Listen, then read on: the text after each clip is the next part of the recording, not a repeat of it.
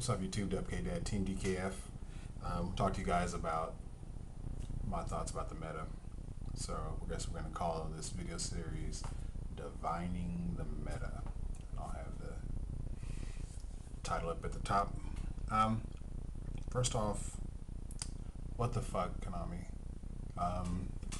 It kind of feels like they wanted to shake things up pretty bad, and I think they've accomplished that. Mission accomplished. Good job. Bringing us back Storm, bringing back Buckhuster Soldier, putting Judgment Dragon to 3, in addition to already having Tengu in the meta, Tour Guide in the meta. These really good Exceeds, really good Synchros. In my opinion, and then banning World Oppression. In my opinion, they want a lot of, not only do they want to promote their new mechanic, which Solemn Warning and Oppression hurt, and but not only they want to promote that, they just want a faster game, and there have been a lot of complaints, I guess, from the player base, just not liking summon random control monster, set random advantage monster, and then set 4 or 5 back row in pass turn. While if you were the one who liked to play the turtle game, it was cool for you. The person sitting across from me, that wasn't cool for them, and it just made for really long and boring games, and you had to slowly grind through all the back rows, and that's not the way the game was. In my opinion, that's not the way the game was set out in the beginning. Just play that shit. It's always been a fast-paced. In my opinion, the game should have been always a fast-paced, one-for-one exchange type game, and has evolved way past that. Really bad card design. Yes, Nats Boy 06, you cannot have my Portuguese Heavy Storm. But yeah, he was bugging me about that. Really bad card design, but necessary, because if you take away Storm, then you see what happens. We had 2 formats with that Heavy Storm, and with Solemn Warning and Goes in Match and World Oppression and Deep Prisons and all the other shit. Shit got progressively worse. People running small monster counts so they can run 20 traps, and that was just boring.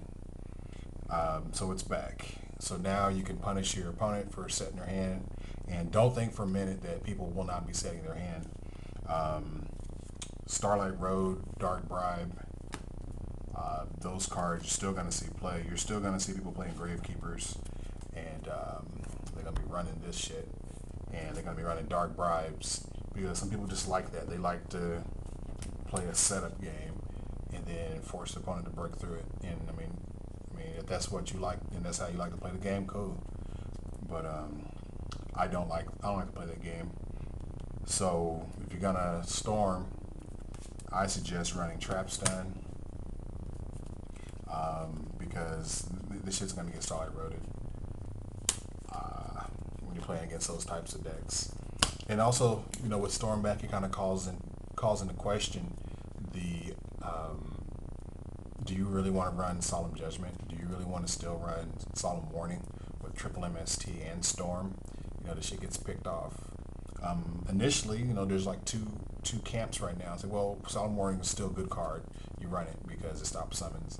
And then there's the other camp, like, well, I don't want to Solemn Warning something, drop to 6,000, and then my opponent drops triple JD.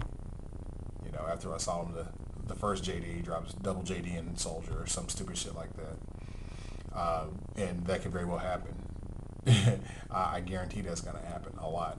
So you have to really be careful. So to all those who never picked up their Solemn Warnings, good job. Because while the card is still very much playable, it's going to be less and less of a factor, I guess, because you're going to set your one warning and maybe a Book of Moon or MST, and then your opponent's going to blind MST the warning, and just prepare for that bullshit to happen. I kind of touched on it before. Judgment Dragon at 3. I don't like Lightsworn. My teammate Agent Persuasion 2008 like the Lightsworn Master. We've been working on his build, and this shit is pretty tough. if you think for a moment that you can just run a pure Sworn build and just wreck face, prepare to face the problem that Sworn's had the past few formats with inconsistent terra bad hands, because it's gonna happen. Charge is still at 1, so you know, adding another Necro Garden and another track to your build is gonna increase the playability of that deck. The card that increases the playability of every deck is Tour Guide. Tour Guide gets Sangin, gets Raikou, play Solar's Recharge. Tour Guide gets Sangin, gets Lumina, you set up for your next turn, and then you splash in Blackluster Soldier, and you have a really fast, really consistent Twilight type build. And I think if you're going to run Sworn, that's the way to do it, because pure Sworn is not going to cut it, because it's too easy to side against.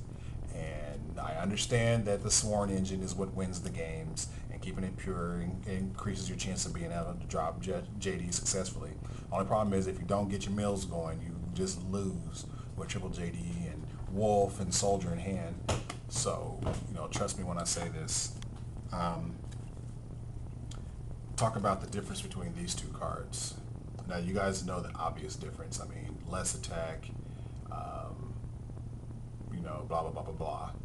But there's been talk about, well, you know, Soldier can be splash everything. People are like, I'm not running Soldier, you know. You know, we've had Sork at 3, or first we had 2 for a while, then now we had it for 3 a whole format, and it didn't see much play. Well, you know, there's a reason why Black Wings run Dark Arm Dragon, even though it's kind of difficult, you know, to manage Dark Arm Dragon late game. It's because Dark Arm Dragon wins games.